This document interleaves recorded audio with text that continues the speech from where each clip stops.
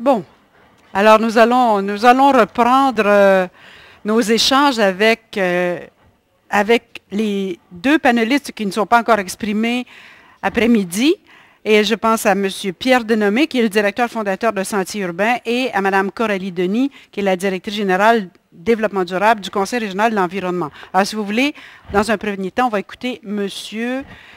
Denomé, à qui on a demandé de parler de verdissement et de patrimoine naturel, mais comme le sentier urbain, l'organisme Sentiers urbains le découvre, le voit dans la réalité montréalaise. On va découvrir une autre échelle, je pense, d'espace vert.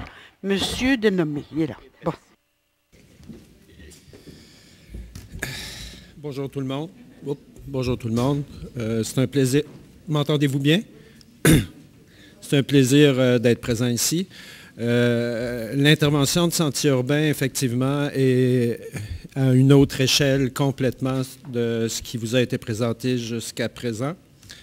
Dans la présentation, bon, j'ai deux petites photos de PowerPoint, mais je vais vous faire une présentation d'un court vidéo dans lequel certains des employés de Sentiers urbains vont vous expliquer la démarche de l'intervention de l'organisme. La mission de l'organisme, susciter l'engagement de la collectivité dans l'action pour le verdissement social. Ça fait que vous allez bien vous rendre compte que l'action est vraiment axée sur la participation citoyenne. Stéphanie.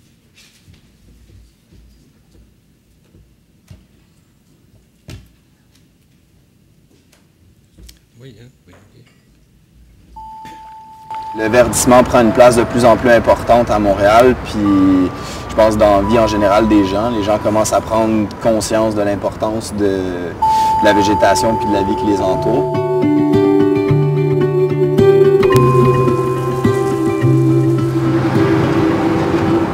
Au niveau du verdissement urbain, c'est sûr qu'on est dans une métropole où le niveau de béton est assez important.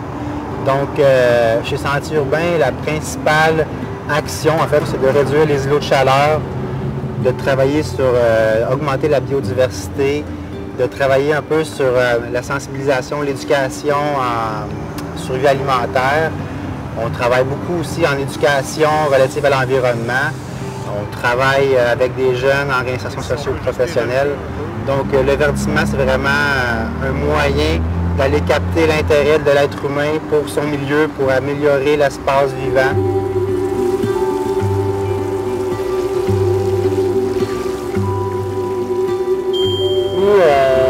On réussit à aller chercher des petits bouts de terrain pour en faire, pour les partager avec les autres. Notre objectif, c'est que les gens les prennent en main. Nous, on a plusieurs choses à faire. Puis si on va aller de l'avant puis grossir de plus en plus, il faut que les citoyens prennent les choses en main et qu'ils se l'accaparent. Nous, on est là en support.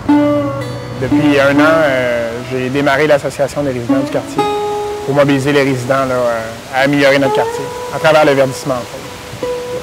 Depuis que j'habite ici, j'ai toujours aimé planter des fleurs, aménager mon balcon, des boîtes à fleurs devant chez moi. Puis petit à petit, j'ai commencé à agrandir. J'ai commencé à planter des fleurs au pied de l'arbre devant chez moi. Puis après ça, j'ai planté des fleurs au pied des 2 arbres devant chez moi de l'autre bord de la rue.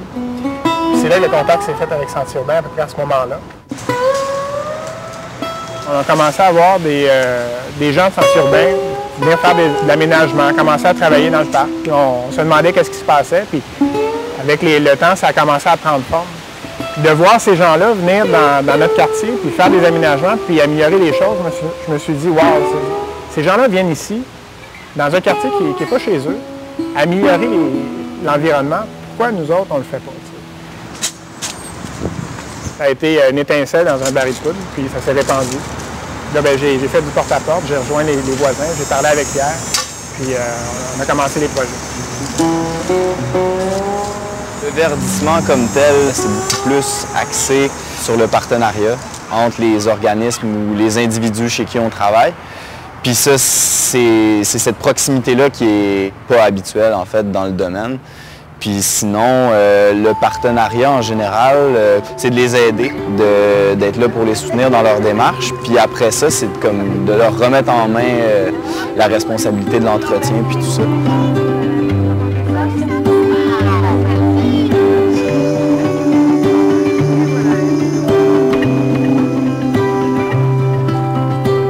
j'aimerais, c'est comme que les jardins prennent l'ampleur et qu'ils craquent le ciment du centre-ville. Fait que je me dis, plus qu'on va en faire, plus que ça va pousser, peut-être plus qu'un jour, ça va craquer, puis on va se ramasser avec des jardins dans les rues et tout. Là. Nos actions ont de l'impact.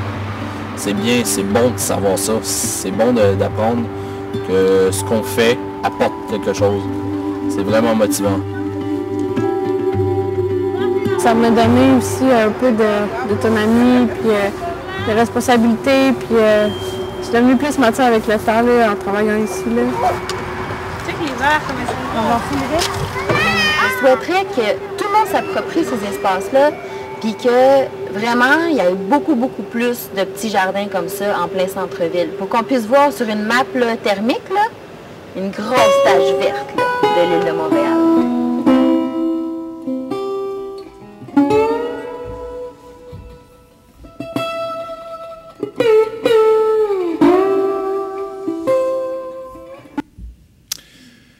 Comme vous avez pu voir, que ce soit les jeunes en insertion, que ce soit nos partenaires organismes ou tous les participants ont beaucoup d'espoir effectivement dans le reverdissement et dans l'intervention de sentiers urbains.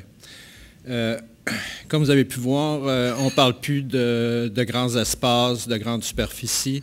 On se ramène vraiment au milieu, mais au milieu de vie. Sentiers urbains intervient beaucoup avec les institutions, avec les écoles, avec les résidents en général, avec les CPE, les camps de jour. Notre couleur d'intervention ou la stratégie d'intervention pour réaliser, c'est vraiment l'humain dans l'action. C'est certain que notre modus operandi de sensibilisation, d'éducation, transfert d'expertise et d'emmener les gens à l'action. Notre intervention, ce qu'on vous montrait tantôt, c'est plusieurs petits terrains qui ont des problématiques sociales importantes, qui étaient insécurisantes, qui étaient avec des problématiques de prostitution, de toxicomanie, en périphérie de résidence. Ces terrains-là, qui étaient vraiment héritants dans la communauté, dans les quartiers, ont été transformés en mini-forêts urbaines avec vraiment la conscience de revitaliser le sol, récupérer l'eau de pluie, travailler avec la biodiversité. On parle de canopée, oui, mais on parle aussi de densification. On est sur des petits terrains. On travaille avec vraiment une renaturalisation. À partir du sol, on y va après ça par strates, vraiment les herbacées, les arbustes, les petits arbres, une variété de conifères. On recrée en milieu urbain, malgré que c'est de tout petits espaces, des milieux naturels auxquels les jeunes avec lesquels on travaille n'ont pas accès. Puis là, on parle vraiment de recréer des milieux. On a de la misère à associer milieu naturel, biodiversité avec de si petits espaces. Mais si on ajoutait tous les petits espaces de cours, tous les espaces dans les surfaces autour des institutions et tout ça, je veux dire, le pourcentage que la Ville veut obtenir, je crois que les résidents, les citoyens sont un des moyens incontournables ou un apport important dans les objectifs que la Ville se donne. Dans les aménagements qu'on réalise dans ces petits espaces-là, une remarque qui nous a été emmenée à plusieurs reprises, c'est que la végétation prenait même le dessus sur l'humain. Dans la ville, ici, on s'entend que les espaces verts sont restreints.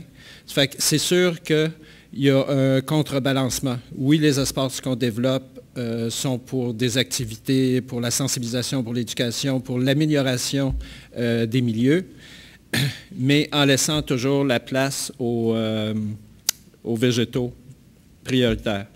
Ces espaces-là sont développés avec des thématiques particulières. Il y a des espaces qui sont plus grands, les formes sont différentes, les situations sont sont particulières. Ça fait qu'il y a vraiment une personnalisation qui est faite sur chaque terrain, que ce soit par rapport aux petits fruits, l'ornithologie, la culture amérindienne, un boisé indigène.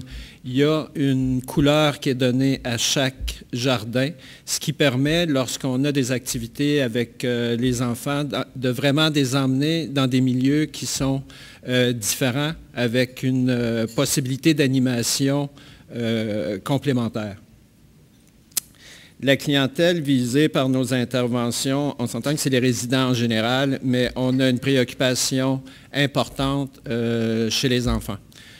On parle de milieu naturel de demain, c'est bien, mais il va falloir avoir des gens, il va falloir qu'il y ait des gens qui les développent, il va falloir qu'il y ait des gens qui les maintiennent, puis qui aient une idée de pourquoi, du besoin de ces espaces-là. Présentement, les jeunes avec lesquels on travaille, les jeunes en milieu urbain, pour la plupart, ils ont très peu accès et ont peu de compréhension du milieu naturel. L'opportunité que ces jeunes-là ont en ayant les activités de sensibilisation, d'éducation et d'ateliers dans nos jardins thématiques lui permettent de mieux saisir et de s'approprier ces milieux-là.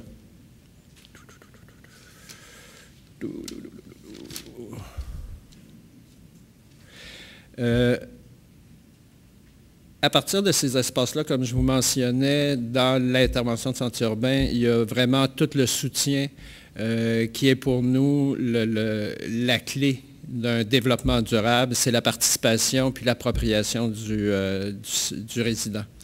C'est une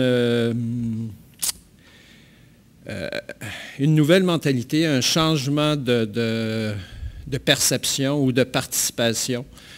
Ça fait quand même 20 ans que Sentiers urbains intervient sur les propriétés privées avec les résidents et tout ça, et tranquillement, les mentalités ont changé.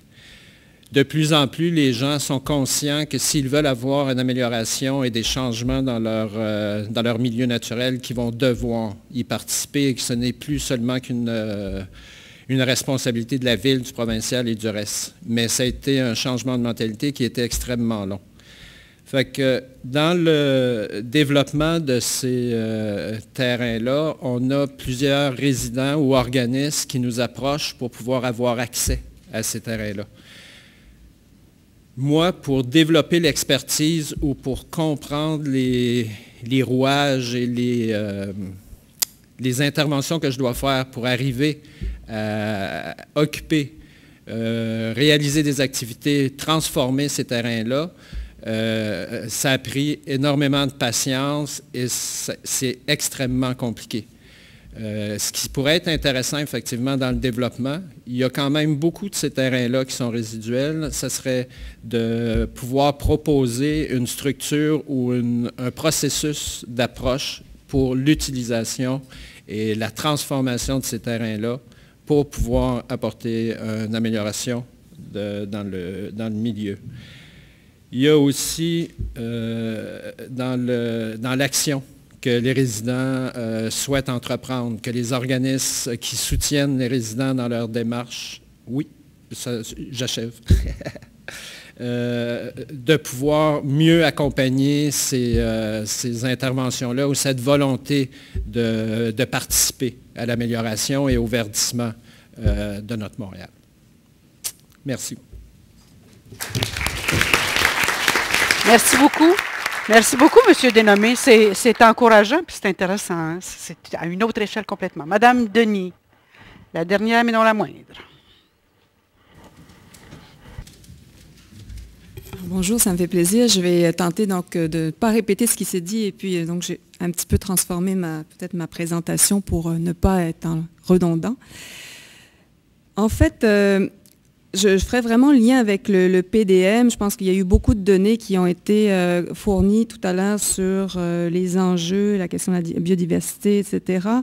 Mais j'aimerais donc ramener sur vraiment, au fond, on a un patrimoine évidemment naturel à préserver. On a un patrimoine aussi qu'il faut construire. Il y a des endroits où il va falloir en faire du patrimoine naturel.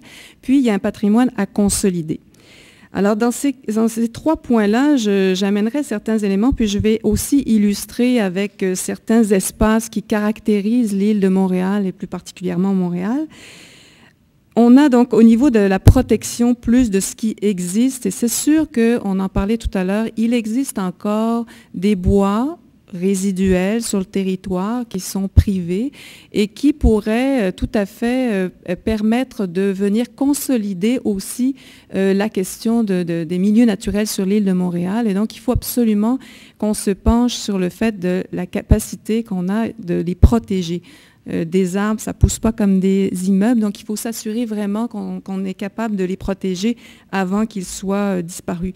Et parce qu'il y a une question de durabilité. Alors, c'est sûr que quand on regarde ça, c'est sûr qu'on s'aperçoit que dans l'Ouest, on a plus d'espace, des milieux naturels qui sont à protéger. On a aussi des terres agricoles comme à l'île Bizarre. Alors, il faut s'assurer de protéger ce patrimoine-là. Et puis, il en reste aussi un peu partout sur le territoire de Montréal. Alors, il faut s'assurer qu'on les protège, surtout dans une perspective de corridor. Énormément de scientifiques aujourd'hui travaillent dessus, spécialement des équipes de McGill, de M. Gonzalez, qui travaillent sur la question des corridors verts. Et donc, on s'aperçoit de l'importance capitale de ces corridors à préserver. Et Montréal ne fait pas exception à la règle. Il faut absolument les protéger. On a aussi, quand je disais des espaces, un patrimoine à consolider et à protéger, on a des milieux, on est privilégié à cet égard-là, on a des milieux relativement dans le cœur de Montréal. On a par exemple le golfe de Meadowbrook, vous avez peut-être entendu parler de tout ce qui se passe à cet égard-là.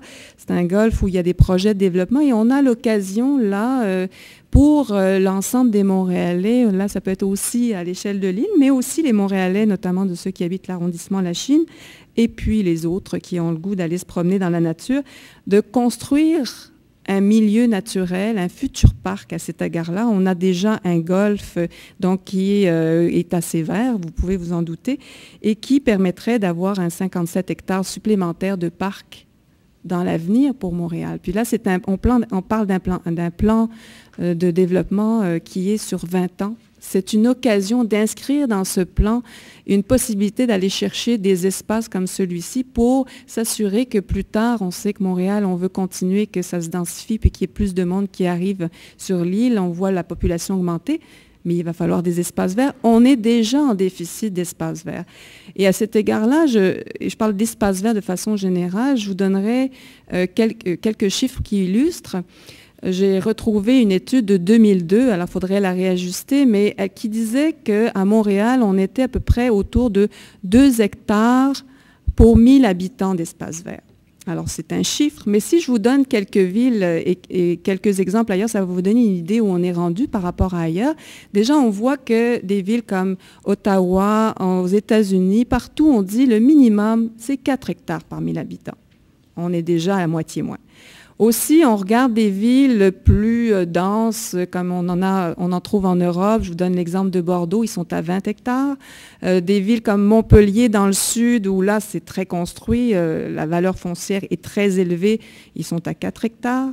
Alors, Montréal, on est capable d'aller plus loin, on a la possibilité et on a surtout le potentiel qui existe, qui est là, parce qu'on a quand même, on le voit tous, des espaces verts qui existent, souvent qui sont donc des espaces qui sont résiduels, mais qui sont privés, donc qui ne font pas partie du réseau vert de Montréal.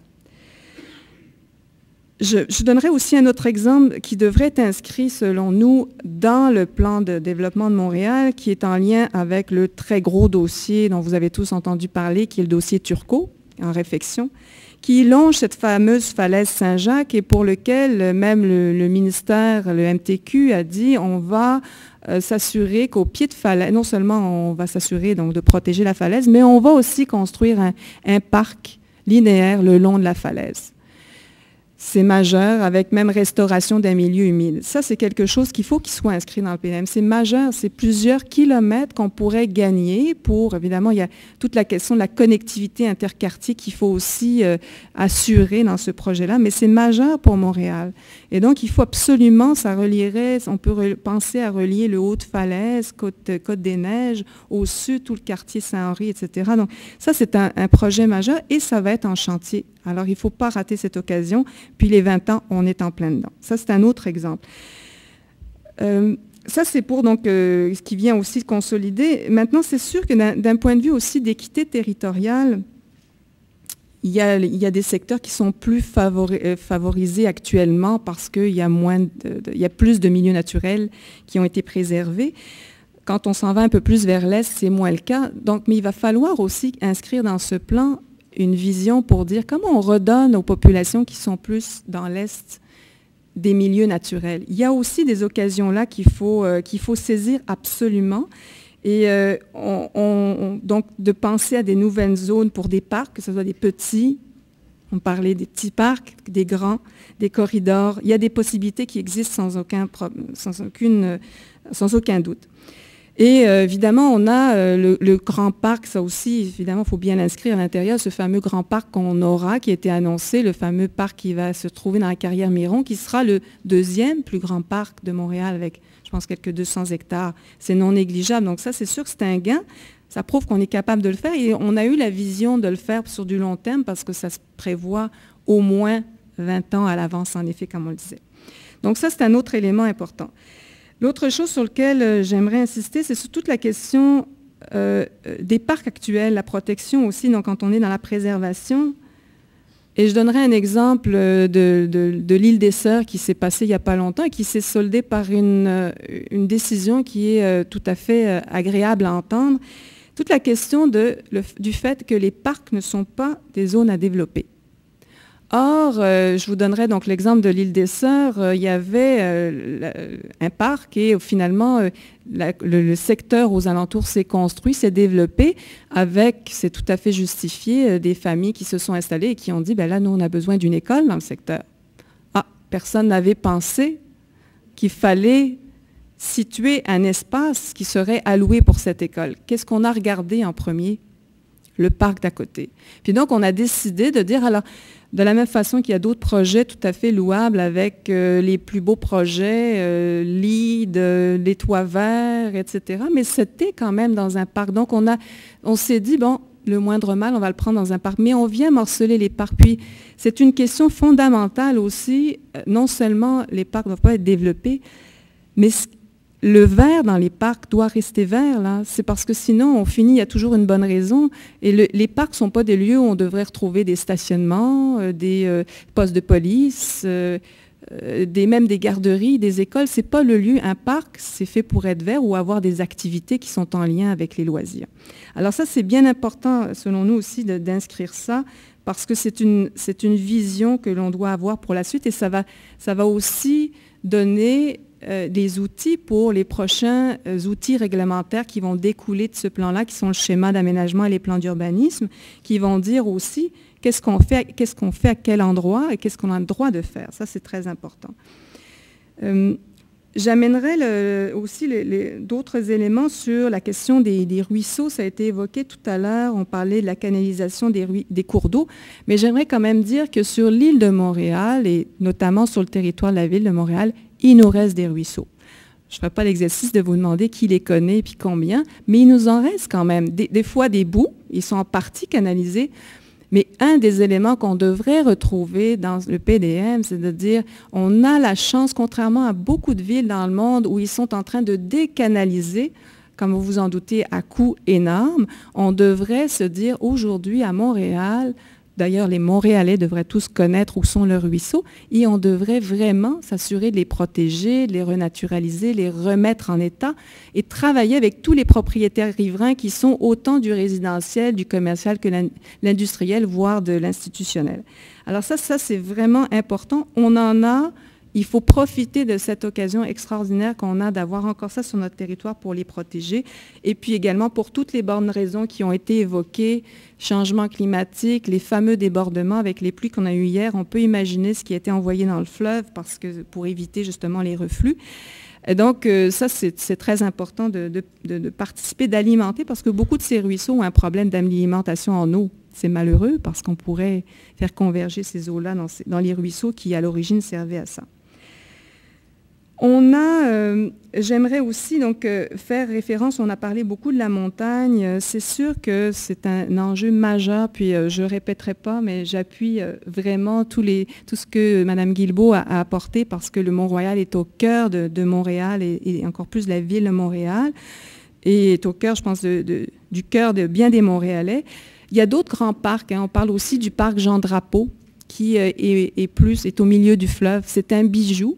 Alors, il est inscrit dans le plan, mais il mériterait d'être encore plus mis de l'avant, surtout qu'en 2017, ça va être aussi les 50 ans d'Expo 67. Et c'est l'occasion, c'est le parc Jean-Drapeau. Alors, il y a le mot parc dedans, s'assurer que tous les usages parc à l'intérieur, donc espace vert, milieu naturel qui s'y réfèrent, sont vraiment protégés et qu'on se dote d'une vision vraiment très claire de qu'est-ce qu'on peut faire dans ce parc, qu'est-ce qu'on ne peut pas faire, et pour encadrer les activités qui seront à venir dans cet espace-là.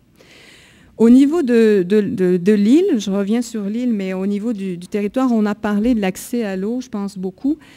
Je donnerai juste un exemple que l'on a sur le territoire de Montréal et pour lequel il y a déjà depuis plusieurs années des acteurs, certains sont présents ici aujourd'hui, on a dans l'Est des accès à l'eau possibles, notamment avec la Marina Baudouin qui est complètement à l'ouest. C'est un espace qui est public, qui appartient donc au domaine public déjà, à la municipalité, mais sur lequel il n'y a rien. Et c'est un endroit extraordinaire qui pourrait permettre de redonner accès à l'eau aux rives avec un réaménagement. Alors, il faut que dans le plan aussi, ça soit inscrit, puis que ça soit inscrit formellement avec dans le plan, il y a la vision, puis après, il y a le plan d'action pour 2017. C'est l'occasion d'inscrire à l'intérieur qu'il y a des lieux, puis les cibler comme cet espace-là, pour laquelle d'ailleurs la mairie de l'arrondissement a clairement signifié son intérêt d'aller de l'avant pour que ça soit aménagé pour un accès à l'eau. Il faut qu'on le fasse. Donc, il faut les inscrire concrètement sur le territoire et dans le document. Et ça, on a des exemples. Le travail a été fait pour déterminer où sont les lieux autour de Montréal où on peut en mettre. On a toute l'opportunité dans ce document-là de les inscrire. On a beaucoup on parle beaucoup donc des résidents aussi. C'était évoqué sur la question de l'objectif de la ville. C'est sûr qu'il y a toute la question des enjeux aussi de fonciers liés à la ville. Alors, actuellement, on parlait on n'a pas atteint encore 6% d'hectares, 6% d'aires protégées. On a un PEMAD, donc à l'échelle métropolitaine, qui parle de 17%. Je pense que le 17% devrait être inscrit dans ce document comme étant le fait que la ville, évidemment, n'atteindra peut-être pas 17%, mais c'est quand même l'objectif qui est fixé globalement. Et donc, on devrait tout faire pour aller le plus loin possible que l'on est capable, et donc d'être ambitieux à cet égard-là. Et ça m'amène aussi sur le fait que, comme je vous le disais de façon plus précise, etc., sur des lieux particuliers, le PDM doit se doter, comme l'a fait le PMAD, d'objectifs concrets. Là-dessus, on va pouvoir s'arrimer. Il y a un certain nombre dans le PMAD qui est très clair, le fameux 17%, 30% de bois, la question des terres agricoles est inscrite très clairement avec des objectifs. Alors, après, on peut dire c'est suffisant, pas suffisant, mais au moins, il y en a. Là, le PDM n'a pas d'objectif, ça reste une grande vision avec après des actions. Mais si on l'inscrivait et on a toutes les données, je pense au plan d'action Canopée que Montréal a aussi mis sur la table, qui a un objectif très ambitieux et très intéressant de 300 000 arbres supplémentaires à ce que l'on a. Il faut l'inscrire, puis il faut qu'il y ait des actions à l'intérieur qui montrent, qui fassent la démonstration qu'on va aller vers ça dans un plan d'action quinquennal, puis les prochaines actions qui vont s'en suivre. Peut-être je terminerai sur aussi les outils réglementaires. Je pense que c'est M. Bigra qui a parlé de Saint-Laurent, de l'arrondissement Saint-Laurent. Il y a aussi d'autres arrondissements qui ont été proactifs au niveau de certaines réglementations qui ont pour effet de verdir, de faire planter des arbres, donc d'amener la nature plus en ville. Je pense aussi à l'arrondissement Rosemont, la Petite Patrie. Alors, il y a des initiatives qui existent. Et là, il faut qu'il y ait une généralisation de ces outils-là. Il ne faut pas que ça soit le fait de 1, 2, 3 arrondissements. la vision dans le PDM devrait être à l'effet qu'il y ait une vision générale et que tout le monde aille dans la même direction. Alors, on a des exemples qui fonctionnent, on a des règlements qui ont déjà été mis en place. Là, il va falloir évidemment que la volonté politique s'affirme à l'échelle de la ville pour ce qui est du PDM, puis ensuite à l'échelle de l'agglomération pour ce qui est du schéma qui s'y en viendra. Alors, on a des outils. Il y a aussi un autre outil que je voudrais signifier qui a toute son importance. On a parlé tout à l'heure de la question des stationnements. À Montréal, c'est gigantesque. Nous, on a fait l'exercice, je ne parlerai pas de ça ici, c'est ça. Mais c'est gigantesque l'espace qui est alloué pour stationner des véhicules qui restent à une même place pendant finalement combien de pourcentage de leur vie. C'est assez impressionnant. On est peu sur la route et beaucoup stationnés. Alors, c'est beaucoup d'espace et au fond, il y a notamment une norme qui a été développée par Québec, la norme BNQ sur les stationnements écologiques, qui donne exactement les outils et les façons d'aménager des stationnements autrement, qui comprend notamment la question des eaux, l'écoulement des eaux et le verdissement, la plantation d'arbres. Donc, on a des outils qui existent maintenant. Il faut les inscrire dans des plans comme celui-ci pour s'assurer que ça va être appliqué et appliqué à tous les niveaux, parce qu'il y a le domaine municipal, mais il y a aussi tous les autres domaines privés, qu'ils soient institutionnels, commerciaux, industriels. Et là, dans ces dossiers-là, si on veut verdir, lutter contre les îlots de chaleur, on a des outils formidables. Il faut que ça soit inscrit dans ce document-là pour que ça puisse ensuite percoler dans les prochains documents et aussi dans les volontés politiques qui vont s'exprimer par la suite. Alors, je pense que j'ai fait à peu près le tour de mon point. Merci. Merci beaucoup, Mme Denis. Bon, ben alors là, on a des cibles, on a des stratégies, on a des moyens. Les deux personnes qui devaient venir, monsieur le premier et madame en deuxième. Puis s'il y a d'autres gens qui veulent s'ajouter, poser des questions, n'hésitez pas. Donc j'avais promis la première place à ce monsieur-là, puis la deuxième place à cette madame-là. Bon, allez. OK, monsieur, identifiez-vous, d'accord? Bonjour, mon nom est Patrick H. Présentement, je suis candidat à la mairie de La Salle pour Projet Montréal. Anciennement, toutefois, j'étais dans un organisme non lucratif en environnement, puis depuis 2005, je poussais sur un concept de ceinture verte, de trame verte, qui maintenant fait partie du plan métropolitain d'aménagement et de développement. Je suis curieux de voir, j'ai regardé le document, et j'ai fait une petite recherche rapide, je n'ai pas eu le temps de tout lire en détail, mais en faisant une petite recherche rapide, on note dans le plan de développement de Montréal, alors que les villes de la communauté métropolitaine de Montréal vont devoir créer au cours des prochaines années, intégrer le concept de ceinture verte au sein de leur schéma d'aménagement et leur plan d'urbanisme. Je suis curieux de voir comment ça se fait que le terme ceinture n'apparaît même pas dans le document. Est-ce que la considération de mettre en place une ceinture verte est quelque chose qui devrait être important dans le plan de développement de Montréal, dans le contexte où c'est quand même une obligation qui est imposée à Montréal par le PMAD? OK, merci. On va aller chercher une réponse. Monsieur Auder. Écoutez, d'abord, je veux juste dire que je ne suis pas ici pour défendre le plan. Je suis là de la direction des parcs. On a plusieurs projets, donc je me considère peut-être un peu connaissant des choses sur les espaces verts puis les parcs. Mais on n'a pas produit, ce n'est pas la direction des parcs qui a produit le plan. Et je laisserai les gens qui sont à l'origine de ce document-là peut-être répondre, s'ils le souhaitent, à cette question. Ce que je peux vous dire, c'est que le concept de ceinture verte est fort intéressant à l'échelle de la CMM. Je pense qu'on est intégré dans ce concept-là par un sentier qui va traverser l'ensemble de l'île. On a été... vous savez, c'est un sentier, une piste cyclable qui part du nord de la ville, qui s'en va au sud, qui frôle le Mont-Royal sans le traverser, et qui va reconnecter sur la rive sud.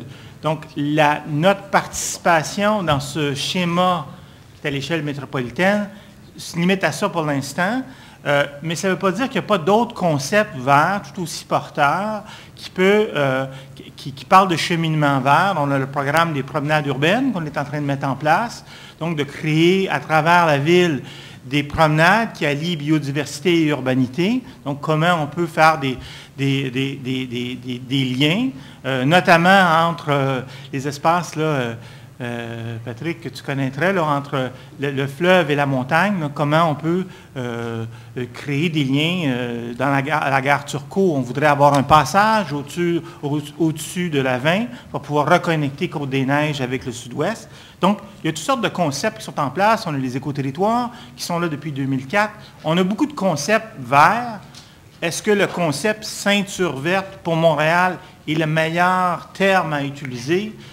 Je ne le sais pas. C'est une question qu'il faudrait peut-être... C'est quand même un concept qui a été poussé pour dire une ceinture, mais qui comprend une trame urbaine, donc qui rentre dans la ville, le territoire de l'agglomération montréalaise. Je suis tout à fait d'accord au niveau de la trame urbaine, puis on fait partie du concept de ceinture verte. Dans ce sens-là. Est-ce que quelqu'un d'autre peut répondre? De la ville? Oui, madame, allez, il faut que vous alliez, par exemple, ou venez ici au micro, parce que vous serez autrement pas enregistré. Vous voulez bien vous identifier? Merci. Monique Tessier, je suis de la division... Bonjour, je me nomme Monique Tessier, je suis de la division de la planification urbaine, de la direction de l'urbanisme et du développement économique, qui est à l'origine du plan de développement de Montréal. En fait, dans le plan de développement de Montréal, ce qu'on parlait surtout en lien avec les milieux naturels, c'était l'approche avec les corridors. Puis en lien avec la trame urbaine, c'était vraiment toutes les opérations de verdissement qui pouvaient prendre place sur le domaine public lors de la requalification des artères ou dans le cadre de programmes de revitalisation des rues. Et c'était aussi le concept des promenades urbaines qu'on a inscrit dans le plan d'action aussi du plan de développement de Montréal. C'est certain que dans le PMAD, il y a le concept de la trame verte et bleue qui devra être pris dans le schéma de l'agglomération dont nous sommes aussi responsables et dans le plan d'urbanisme par la suite qui doit être conforme au schéma d'agglomération. Donc, le concept de ceinture au niveau de la CMM, comme Daniel Hodor l'a précisé, on en fait partie évidemment comme les autres composantes de la CMM. Et à Montréal, bon, le PDM, je dois aussi dire que dans le cadre du plan de développement de Montréal, bien, ça a été mentionné le 3 juin. C'est un plan qui aura pris l'ensemble des plans et politiques réalisés par les différentes directions de la ville et adoptés au cours des 10 dernières années pour intégrer les visions et les portées de chacun de ces plans-là dans une vision intégrée et stratégique, mais qui s'est traduit, oui, dans un plan d'action plus sectoriel, comme on l'a mentionné tantôt, parce que, bien évidemment, la ville, chaque direction a sa mission. Et pour faire le PDM, on était en lien étroit avec toutes ces directions-là, dont la direction dont fait partie M. Hodor. Donc, on a considéré l'approche prise à la ville pour les milieux naturels, plus de zones noyaux, de zones corridors, de connectivité au sens large, dans lequel s'inscriront toutes les opérations de verdissement pour rentrer la nature dans la ville. Et on n'a pas pris le concept de trame verte et bleue dans ce vocable-là, mais on s'inscrit dans la trame métropolitaine, évidemment. D'accord. Ça va, M. H? J'ai une petite question rapide dans ce Oui, allez-y donc.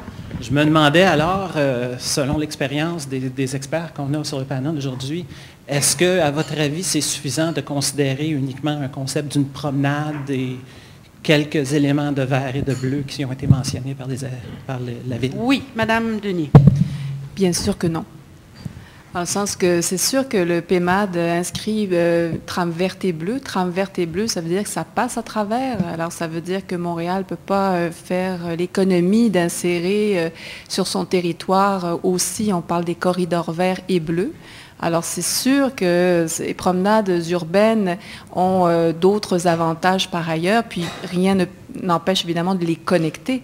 Mais la trame verte et bleue, c'est un élément au niveau du naturel qui est incontournable et qui a sa valeur en soi. Donc, ceinture, c'est le mot, comme nous, on a fondé, M. Karel-Méran est parti, mais mouvement ceinture verte, mais c'est sûr que ça veut dire aussi trame verte et bleue.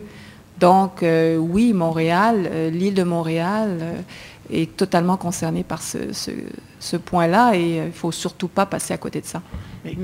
Merci. Oui, M. Hodor. Juste apporter un complément parce que je pense qu'on a réduit l'intervention de Montréal en matière d'espace naturel à la promenade urbaine.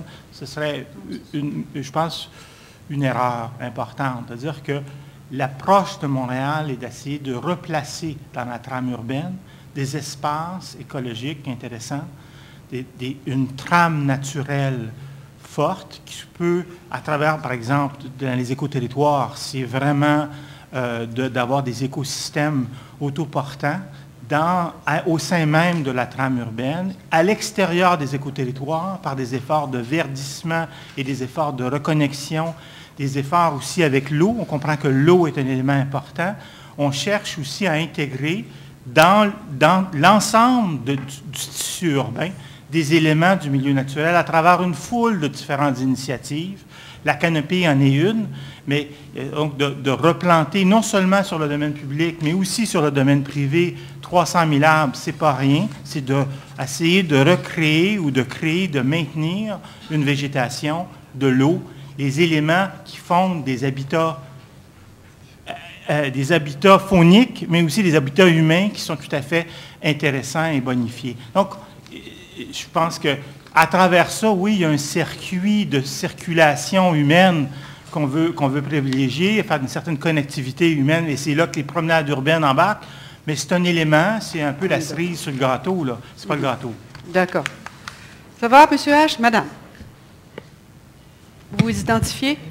Je suis Nina Gould, du Comité pour la protection du patrimoine Île-des-Sœurs. C'est là où on veut construire une école dans un parc. Le comité intervient pour exiger la création d'un réseau de parcs municipaux pour le Grand Montréal, c'est-à-dire le 17% à atteindre. C'est pourquoi le comité appuie la mission du Centre d'écologie urbaine de Montréal et c'est pourquoi il est partenaire du Parc écologique de l'archipel de Montréal, qui représente plus de 100 organismes de conservation, incluant 17 municipalités. Il faut agir maintenant. J'ai bien écouté certaines personnes avec des problèmes présentement. Nos parcs et milieux naturels aimés disparaissent. Les citoyens observent l'inaction des municipalités. Déjà, les familles fuient la ville de Montréal. Par exemple, plus de 35 ans de lutte pour un terrain de golf toujours menacé de développement. C'est pas croyable. Pas croyable. On a fini, le PEMAD est adopté. Le PDM est là. OK. Alors, ma question. Quand mettrez-vous, M. Oder, quand mettrez-vous à l'abri les milieux naturels contestés? Il y en a beaucoup qui sont sur la liste de PM. Et vous avez amplement le choix de les protéger rapidement, le plus vite possible. Alors, quel est votre échéancier? Voulez-vous aller chercher une réponse? Oui. Est-ce qu'il y a des moyens de protéger, vraiment, pour pas qu'on soit toujours en train de recommencer, les espaces verts, et est-ce qu'il y a un échéancier prévu dans un contexte de plan de développement? J'ai envie de diviser ça en sous-questions pour qu'on puisse démêler des choses.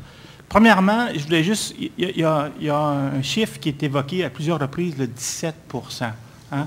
Puis Montréal ne pourra jamais atteindre 17 En fait, la réalité, là, c'est que Montréal, on est déjà à 17 Je vais vous expliquer pourquoi. C'est 2,1. Oui, juste expliquer. Attendez un petit peu, il va répondre à votre question, vous reviendrez après. Je vais juste mentionner là, que Montréal, le tiers de Montréal, c'est de l'eau, c'est les plans d'eau. Le tiers et l'ensemble, ou une grande partie des plans d'eau sont des aires protégées en vertu de lois québécoises.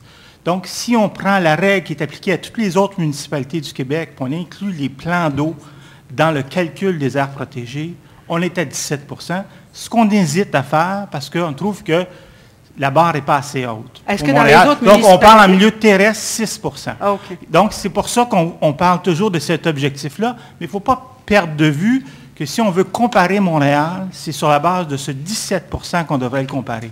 Mais ça n'empêche pas l'importance de travailler en milieu terrestre parce que c'est là que ça se passe. Qu'est-ce que ça veut dire un aire protégée à Montréal?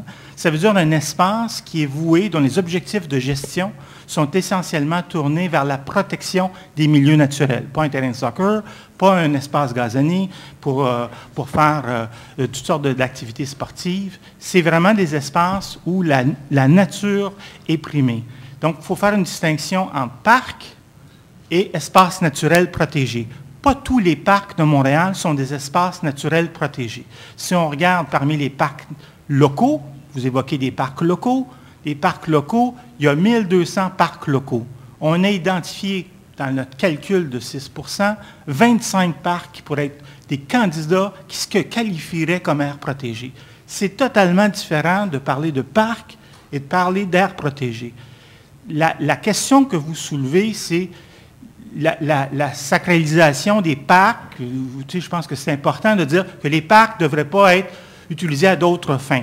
Les parcs urbains ne sont pas des aires protégées. Et ce n'est pas le calcul de ce qu'on fait, parce que les aires protégées, les parcs, c'est 12 du territoire. On ne parle pas de la même chose. Juste qu'on ait le bon langage et les bons chiffres, là, on n'est pas sur les mêmes objets. Madame évoque un problème local de Verdun, où on a voulu construire une école dans un parc local. Finalement, on a retiré du parc, on s'en va ailleurs sur un autre territoire qui est un espace vert, mais qui n'est pas un parc. Je pense que ça fait l'objet d'une autre commission de l'Office. Je pense qu'on ne va pas rentrer trop là-dedans. Okay. Mais je prends l'occasion pour... ma question, Nicole, OK? Ce qui m'intéresse... Un peu de son pour madame. Je vais répéter ma question. Quand mettrez-vous à l'abri du développement les milieux naturels contestés? Donc, les milieux naturels. Les milieux naturels sont déjà protégés dans le cadre d'un parc. Seulement à côté de l'eau. C'est-à-dire que les parcs qui sont identifiés comme des aires protégées, on cherche à avoir vraiment tous les outils réglementaires en place pour s'assurer qu'on ne peut pas faire un terrain de soccer dans une aire protégée. Parce qu'un terrain de soccer, c'est une fonction parc. Donc, même ces espaces... Avez-vous un échéancier? Oui ou non? Donnez-lui la chance de vous répondre. Non, parce que là, vous répétez la même chose. C'est pas la question comment protéger. Quand est-ce que vous allez mettre à l'abri les milieux naturels contestés par des citoyens qu'ils considèrent comme importants et de grande valeur pour eux?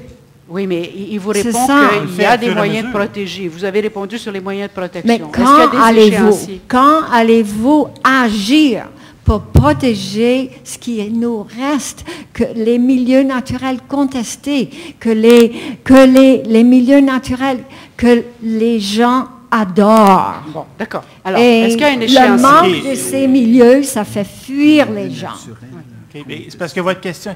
À fur et à mesure où on déclare des espaces protégés, on est à 5,78 %, on cherche à les protéger au fur et à mesure en mettant les instruments le plus rapidement possible. On s'est même donné d'un répertoire. On veut consigner ces espaces-là dans un répertoire en mettant tous les outils législatifs en place pour les protéger. Donc, on a actuellement ciblé 5,78 % du territoire montréalais qui est déjà protégé. Donc, la réponse, c'est que c'est déjà, ça se fait à mesure. Donc, il n'y a pas un calendrier précis avec des parcs ou des espaces identifiés. Vous dites qu'il y a des milieux naturels répertoriés. OK. En général, ce qui est répertorié, c'est contesté par les promoteurs, probablement. Parce que les plus beaux endroits qui nous restent, probablement, sont tous privés. Et là, je veux savoir si vous avez un échéancier pour commencer à protéger ce qui n'est pas protégé. OK, ce que je comprends. Vous parlez pas des parcs, là, vous parlez des espaces. Le monsieur Méron, il a dit de se coucher devant les bulldozers plus rapidement. OK? On ne fait pas ça. C'est votre travail, pas le travail des citoyens. Ça fait 10 ans qu'on lutte pour les mêmes choses et puis il n'y a toujours pas de résultat. Bon, attendez. Là, on va aller voir. Au fond, je veux voir un échéancier qui montre que le Grand Montréal parle pas de deux côtés de la bouche. C'est ça, en effet. Okay. Je vais si je prends bien votre question, les espaces qui ne sont pas encore protégés, donc qui ne sont pas encore désignés parcs, qui ne font pas partie du calcul des aires protégées à Montréal, quand est-ce qu'on va les protéger? Et qui font l'objet de désir de la part de promoteurs. C'est ça. Donc, les espaces qui ont été identifiés pour protection dans les écoterritoires, on cherche à les protéger aussi rapidement qu'on est capable de le faire. Ce n'est pas un travail simple. Ces gens, on cherche à on fait des acquisitions de gré à gré, on avance le plus possible. Vous savez que les espaces qui restent ne sont pas les plus faciles. C'est des espaces où on est vraiment, où c'est plus complexe. À date, par contre, parmi les espaces qu'on a ciblés, on a perdu très peu d'espace au profit du développement. Ce n'est pas comme si on est en train de manquer le train. C'est-à-dire, parmi les espaces qui ont un intérêt écologique dans les écoterritoires qui ont été ciblés, ces espaces-là, on les a à l'œil et on n'a pas perdu beaucoup à date. Moi, je pense que l'intervention de Madame, c'est entre autres pour dire qu'elle considère qu'il n'y en a pas assez de ces espaces-là qui ont été Vous ciblés. avez dit que, par exemple, dans les écoterritoires, là, vous touchez à un sujet totalement différent. Il y a des zones tampons qui étaient exigées par le ministère de l'Environnement en l'an 2000 pour atténuer l'impact de multiples tours de résidentiels à l'île des Sœurs, atténuer l'impact de construction sur le boisé de l'île des Sœurs. Et maintenant, vous dites qu'on peut les protéger. C'est-à-dire, il s'agit de certains espaces, certaines zones de conservation et de certaines zones de récréation. Vous dites, dans un écoterritoire, ça serait plus facile de les conserver? Oui. Est-ce qu'il y a des possibilités d'intervention dans un écoterritoire, par exemple, par des promoteurs, ou si on peut considérer que c'est vraiment protégé? Non, je le revire à l'envers. Ensuite, on va s'arrêter là-dessus. Je ne parle pas de promoteurs parce que ces milieux, ces zones-là appartiennent à une municipalité.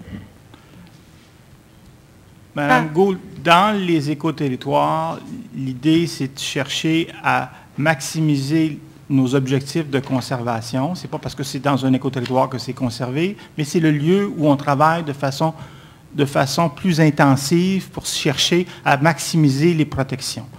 Dans chacun des projets, il y a des compromis qui sont faits, il y a des projets où on arrive à protéger d'atteindre l'ensemble de nos objectifs, d'autres où on atteint en partie nos objectifs. L'île des Sœurs est un endroit où il y a eu des compromis qui ont été faits, il y a un arbitrage qui a été fait, il y a quand même un boisé très important. Mme Gould a aidé à protéger, d'ailleurs, je souligne. Donc, il y a eu une protection importante, puis il y a eu des développements importants.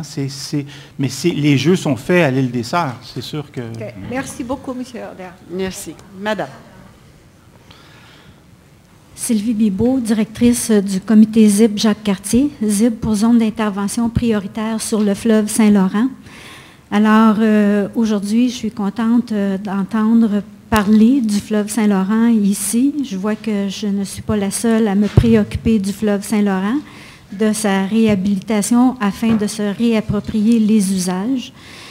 Par contre, concernant le plan de développement de Montréal, le fleuve, c'est un outil de promotion visuelle pour démontrer que Montréal a un caractère insulaire.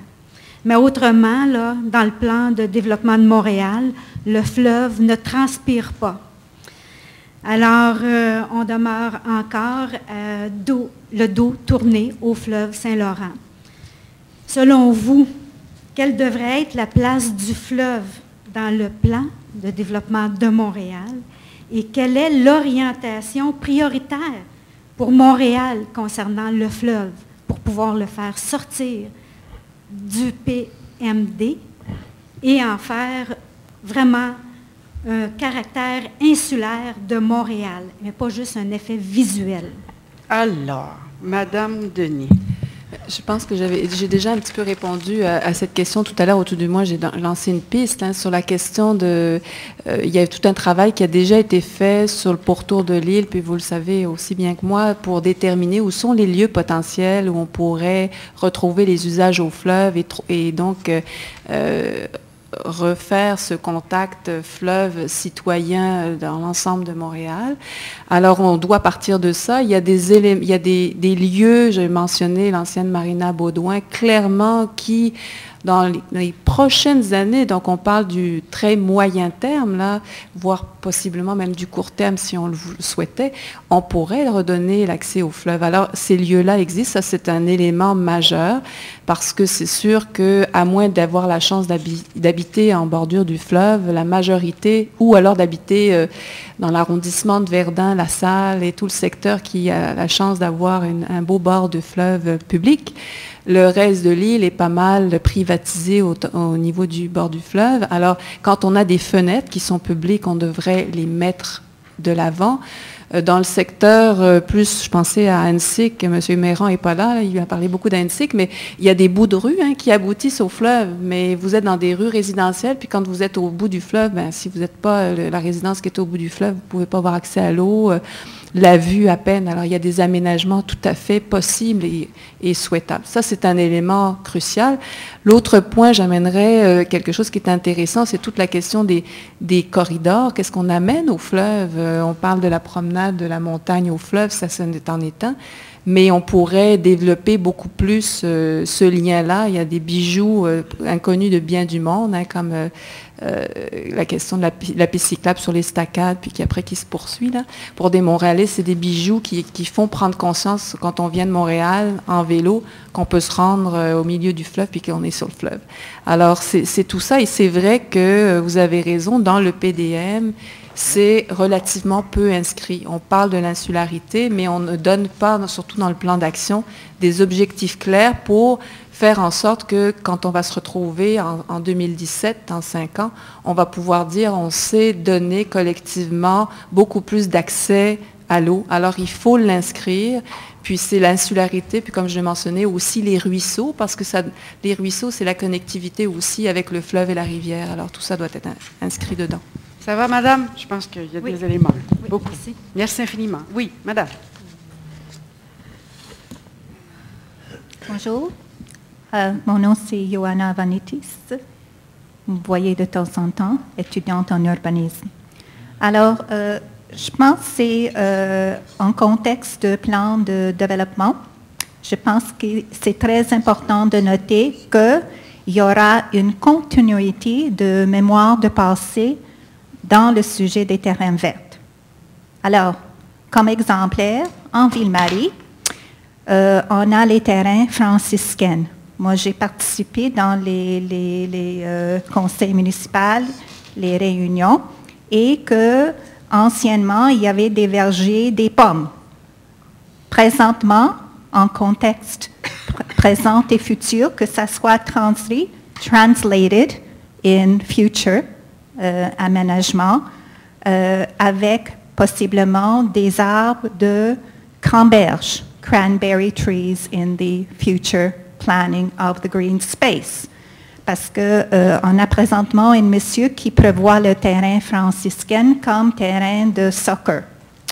Alors, deuxièmement, j'ai travaillé sur un projet sur le lot, sur Bishop, le lot terrain stationnement Bishop. Je faisais le monsieur arménien qui a sacrifié sa vie pour ce lot terrain. C'était un stationnement Bishop. Moi, j'ai travaillé 5 années comme projet étudiante. On a perdu un très bel espace d'aménagement vert. Dernièrement, il n'y avait pas, de la part de la ville, il n'y avait aucun projet de protection comme espace vert. Alors, le terrain, le jardin, pour vous expliquer, n'était même pas sur le terrain de développement de condos, le projet de condo. Il était, le terrain, le jardin était sur le terrain de stationnement. Ils ont rasé le jardin pour pouvoir rentrer les camions. Alors, et aussi, j'ai été dernièrement l'année passée au Palais de Congrès et j'ai eu cette vision impeccable quand je voyais le pont Jacques-Cartier. Et j'ai dit qu'il y avait dans la Gazette, il y avait des années, un article sur les réseaux souterrains des fleuves. Et ça, le mémoire de réseaux souterrains, comme le fleuve Saint-Pierre qui a disparu, possiblement avec le recouvrement de Ville-Marie, le Express Ville-Marie, quand vous allez mettre le toit sur l'Express, vous allez mettre une petite couche de l'eau, 2 pouces pour les oiseaux, et ça va faire le réplique de la mémoire, ça va sortir le fleuve Saint-Pierre qui est plus là. On aura la vision de la Palais de Congrès pour le pont Jacques-Cartier et le réplique de la mémoire de le fleuve Saint-Pierre qui est plus là. OK, on va aller voir. Alors ça, c'est intéressant. Donc, les jardins qui ont une mémoire. Est-ce que, ou les anciens, vous avez parlé, je pense qu'il y a quelqu'un d'entre vous là, qui a parlé des anciennes rivières ou des ruisseaux actuellement. Est-ce que du côté de la ville, cette caractéristique-là fait partie, par exemple, des critères qui vous permettraient d'aller sélectionner ces espaces-là pour mieux les protéger, ou ça fait partie des éléments en matière d'aménagement dont vous tenez compte? Je pense que la question je pense que je vais prendre la question sous l'angle justement des cours d'eau, puis de remettre en surface les cours d'eau. Ça a été évoqué et je pense que c'est intéressant comme projet. Plusieurs villes s'y attardent et on sait que pour avoir... on a un problème à Montréal avec la gestion de l'eau, la gestion de l'eau souterraine. Effectivement, ça mène à des surverses. C'est un problème important. Et un projet qu'on est en train de regarder, c'est de voir comment on peut, à partir d'un bassin versant, revoir la stratégie de gestion des eaux pluviales en maximisant, en réouvrant finalement à ciel ouvert un cours d'eau, puis créant un espace naturel autour de donc de recréer et solutionner un certain nombre de problèmes qui nous permet de limiter les surverses puis les apports d'eau à l'intercepteur de la CUM, excusez, l'intercepteur de la ville.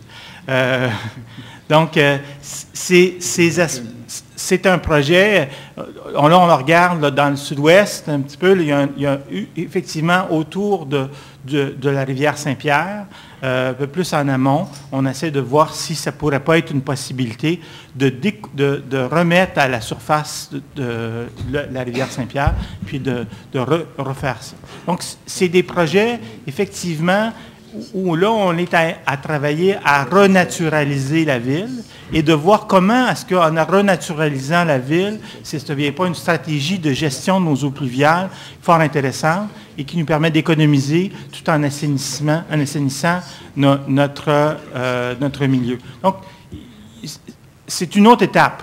C'est une autre étape. Donc, on parle, oui, la protection des espaces puis les pourcentages, c'est une affaire.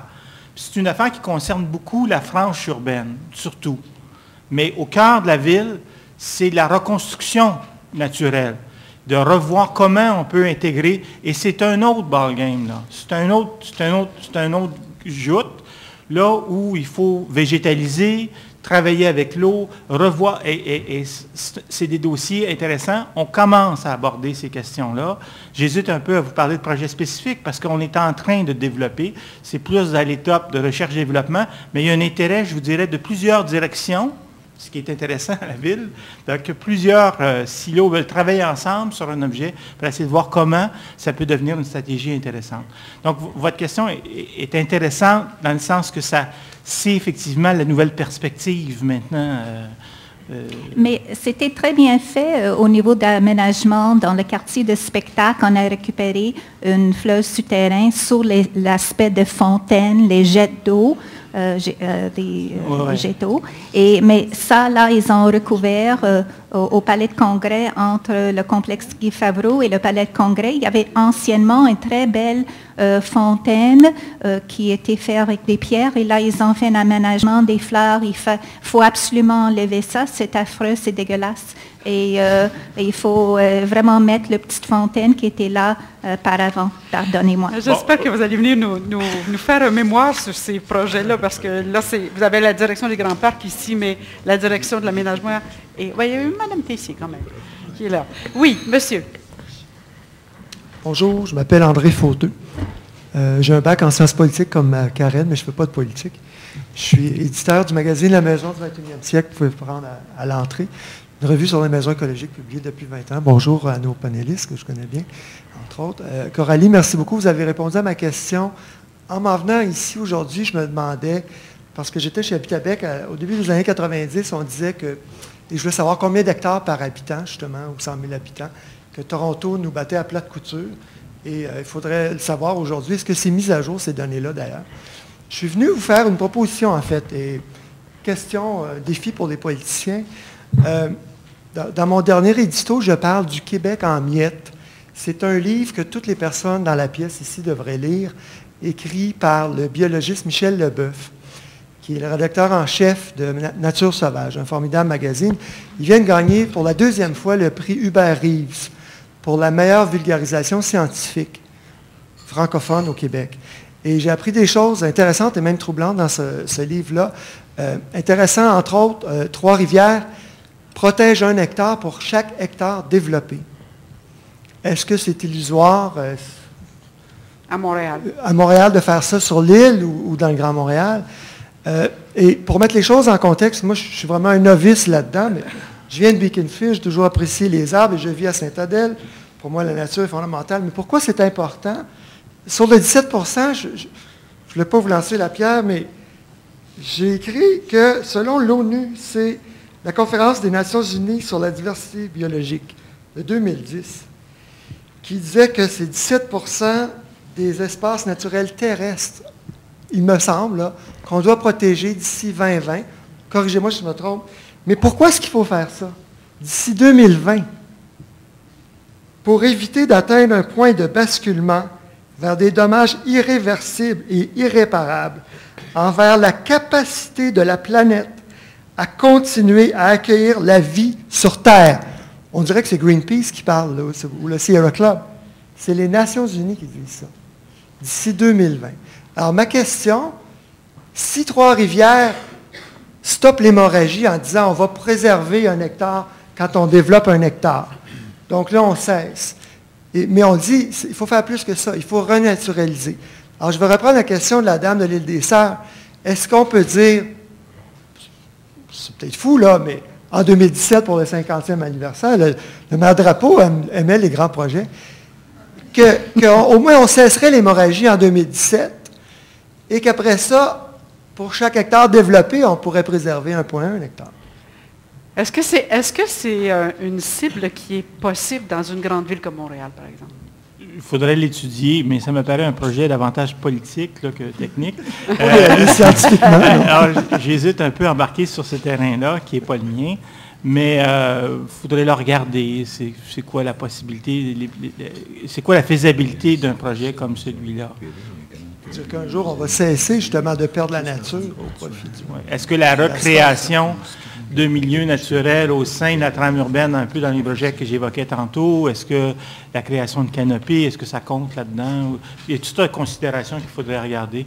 Mais quel que soit le concept, on s'entend que l'importance de la nature en ville est grandissante et la demande pour ça est importante, que ce soit à l'échelle planétaire qu'on regarde les enjeux, mais ou à l'échelle locale, comme Mme Gould le fait, ou d'autres, l'importance d'insérer plus de nature dans nos habitats humains est reconnue par tous. C'est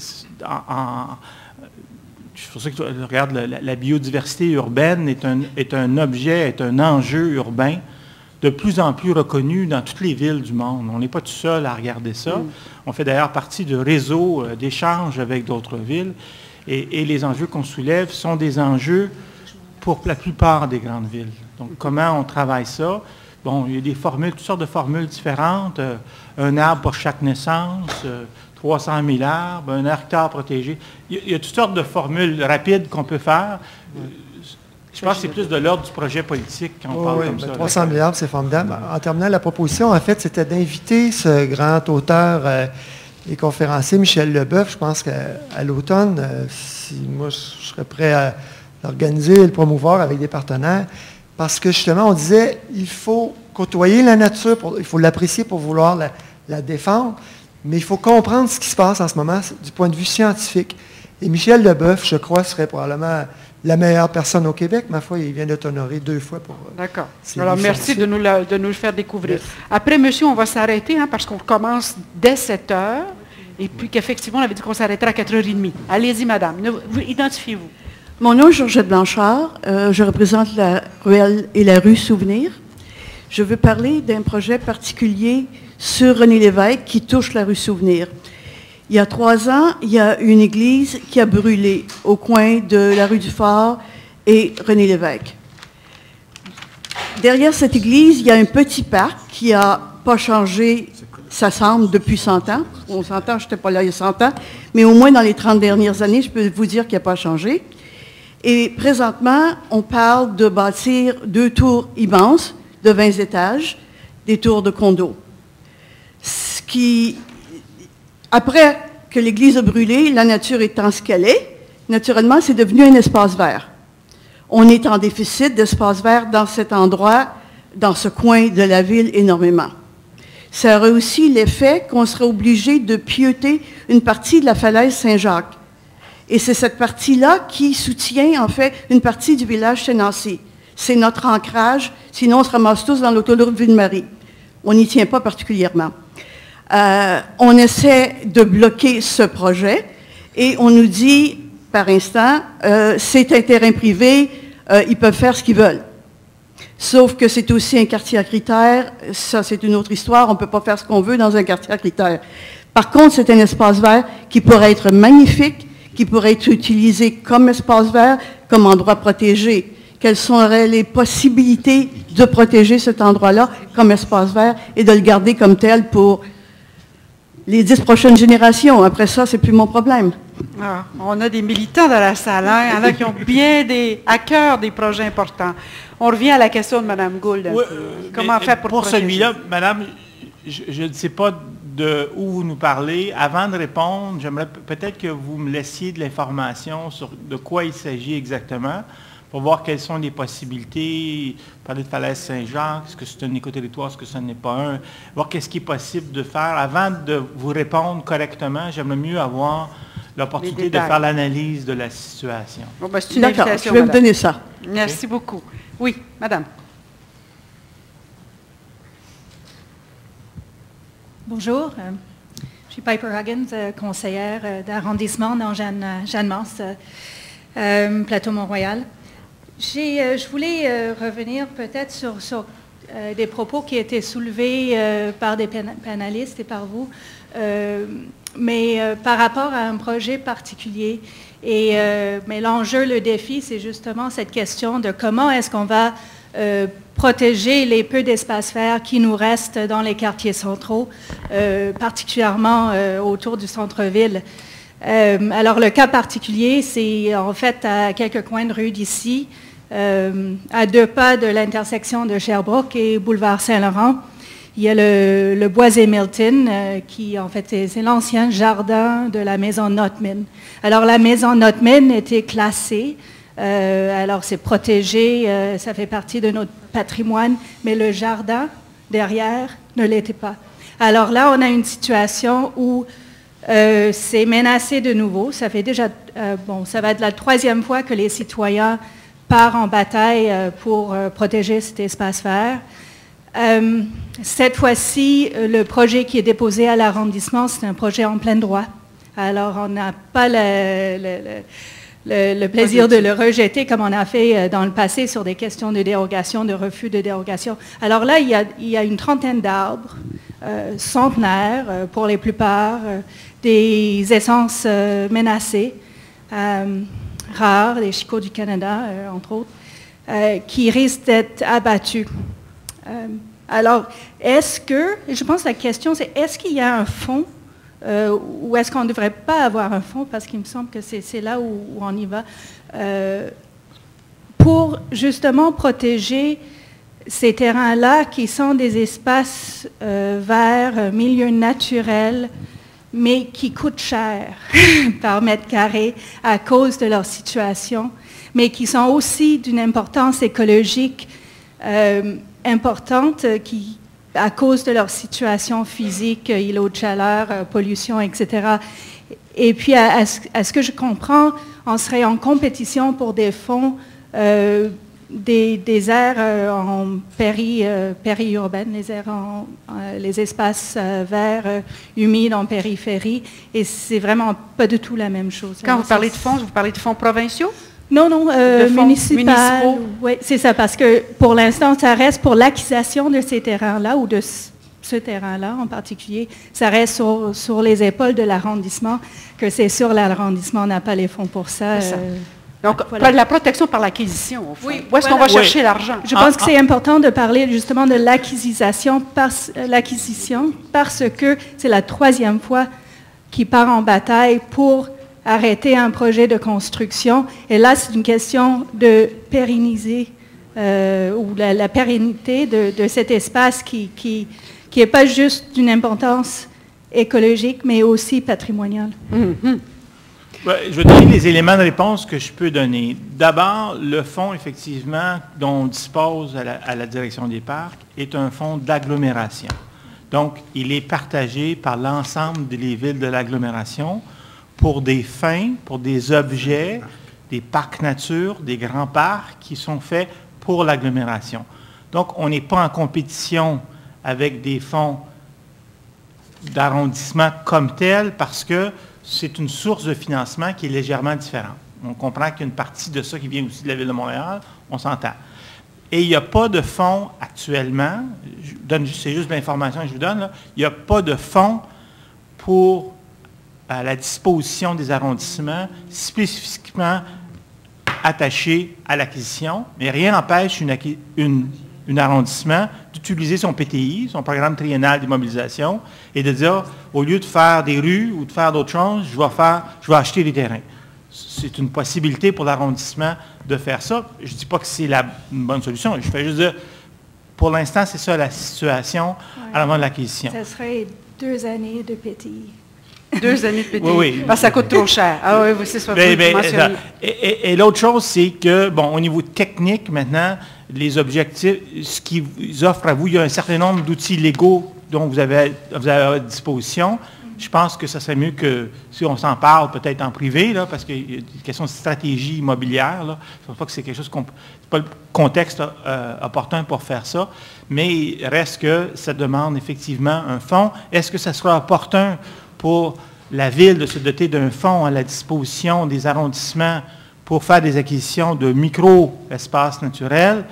C'est une question, encore là, politique, qui n'est pas dans mon domaine, là, mais c'est une question que les élus pourraient débattre entre eux. Là. Moi, je voudrais revenir là-dessus. Par contre, on a eu l'occasion dans les autres forums de parler de sous-financement systémique à Montréal en provenance du gouvernement du Québec. Est-ce qu'il y a des programmes du gouvernement du Québec qui pourraient être améliorés, bonifiés, de telle sorte qu'on puisse aller chercher des sous pour faire ce genre de protection-là?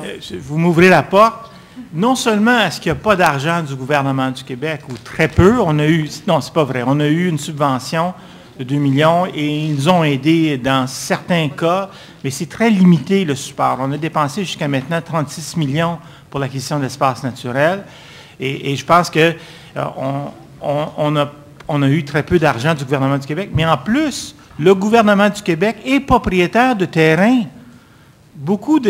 propriétaires de beaucoup de terrains dans les écoterritoires, et on se bat avec ces institutions-là gouvernementales, bec et ongles, pour protéger leurs espaces, parce que l'institution québécoise, elle, veut pas protéger ces espaces-là. Veut aller chercher des sous. Veut aller chercher des sous, puis donc, non seulement est-ce qu'ils ne nous aident pas, mais c'est difficile, et donc ça fait partie des recommandations qu'on a soumises, que la Ville fasse des revendications auprès du gouvernement pour que les institutions sur Montréal, qui ont des espaces, qui ont des terrains, que ce soit les hôpitaux, des terrains d'hôpitaux qui sont, on pense il y a plein d'espaces, grands espaces institutionnels qui pourraient être protégés, puis qu'on a de la misère à protéger. Je sors un peu de votre question, madame, mais je prends l'occasion pour le dire, là, parce que c'est important. Bien, c'est une information que je pense peut être extrêmement importante. Mais c'était surtout dans le cadre de ce travail-là pour le PDM. Est-ce que c'est quelque chose qui est envisageable d'avoir un fonds pour l'acquisition? Dans tout ce qui est financement, là, oui, cadre je financier. pense que c'est envisageable. C'est envisageable. Avez-vous la possibilité de faire des mémoires, comme conseillère. Bon, d'accord. Monsieur, vous allez être notre dernier intervenant. Merci. J'aimerais enchaîner avec... Oui, je vais me présenter. S'il vous plaît. J'aimerais enchaîner avec justement la problématique soulevée par Mme Piper Huggins.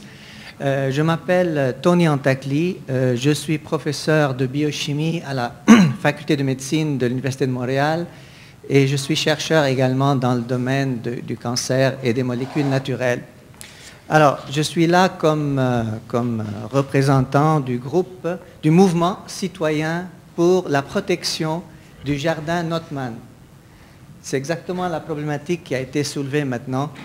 J'habite juste en face de ce boisé qui est constitué d'une trentaine d'arbres dont beaucoup sont menacés comme espèces rares et surtout, certains arbres ont plus que 150 ans.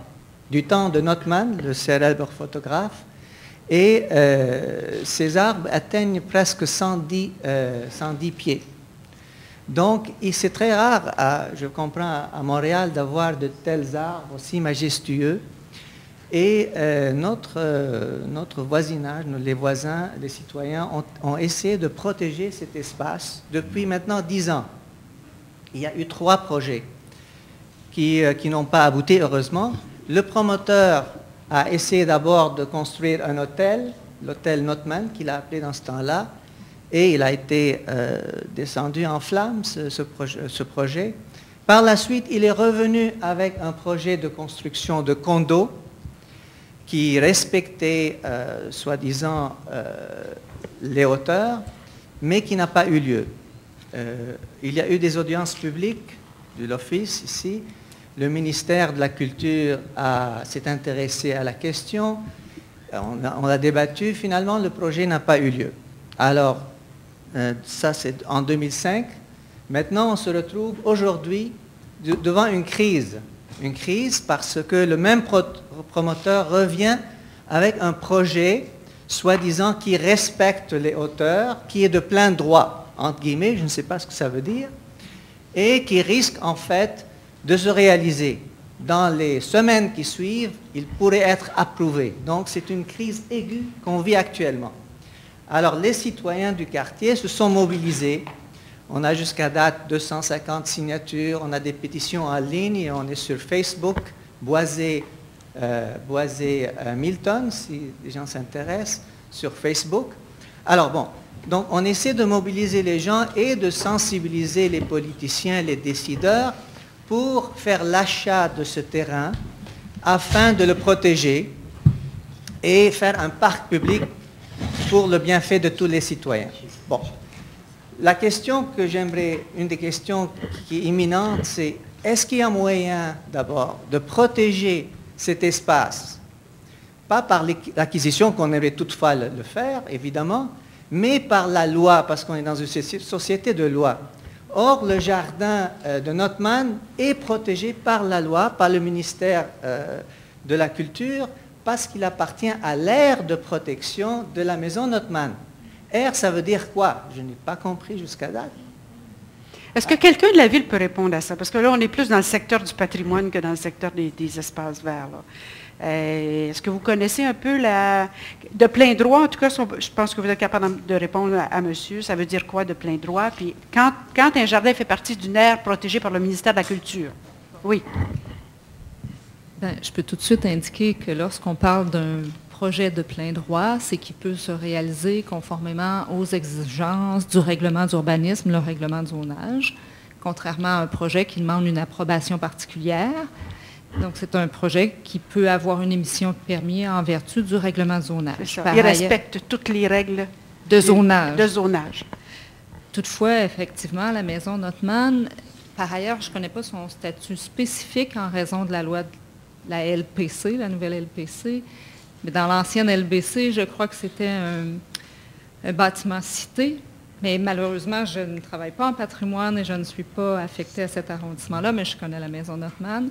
Tout bâtiment cité de l'ancienne LBC, je ne sais pas, je m'excuse, le vocable nouveau dans la nouvelle loi, a une aire de protection qui équivaut à un certain nombre de mètres, comme un rayon de certain nombre de mètres. Oui, le jardin fait probablement partie au complet ou en partie de l'aire de protection, au complet. Donc, les gens à l'arrondissement qui étudient la demande de permis doivent tenir ça en compte. C'est tout ce que je peux vous dire jusqu'à maintenant. Je ne sais pas comment ils doivent tenir ça en compte parce que je ne suis pas spécialiste du patrimoine et des aires de protection. Je vous remercie beaucoup. On a une spécialiste dans la salle. Là, je vais vous suggérer d'aller la voir. Marie-Odile Trépanier, elle est là. Elle va pouvoir... Elle est juriste. Je vais juste... Merci, je viendrai vous voir. Mais la question qui se pose aujourd'hui, comment est-ce qu'on est capable de stopper d'abord ce projet avant que ce soit trop tard, parce que la question est imminente. D'un jour à l'autre, on peut arriver et couper ces arbres de 150 ans et ce serait trop tard. Une fois coupé, on va attendre 150 ans pour que je le repousse. Je pense que je reviens un peu à ce que je disais tantôt au niveau des stratégies immobilières et des avis légaux. J'hésite un peu à faire ça, puis je ne suis pas habilité pour le faire. Est-ce que s'il y a une volonté politique de protéger cet espace-là, quels sont les moyens qui s'ouvrent à eux? Je pense que c'est l'objet d'une session de travail propre. Là. Il y a une volonté politique, mais ça prend des sous aussi. Mais au fond, ce que M. vous dit, c'est allez donc lui parler, parce que là, vous êtes au micro, puis non, mais je pense que c'est pas... Je pense que c'est avec l'arrondissement qui tient ce projet-là, de voir quelles sont les options qui s'offrent à eux. Ça me ferait... On peut en parler à l'arrondissement s'ils souhaitent, mais je ne connais pas assez les circonstances pour donner une opinion sur le champ, puis je ne pense pas que je suis la meilleure personne pour le faire non plus. Bon, okay. D'accord. Merci. Alors, vous comprendrez que nos panélistes à qui on avait dit qu'on finirait à 4h30, il y en a plusieurs qui avaient des engagements. Alors, j'espère que vous les avez appréciés. Moi, oui. Et puis, on dit merci à M. Pigrand qui tenait le fort. Alors, je vous invite à être là ce soir à 7h. On reprend sur verdissement et changement climatique. Merci infiniment.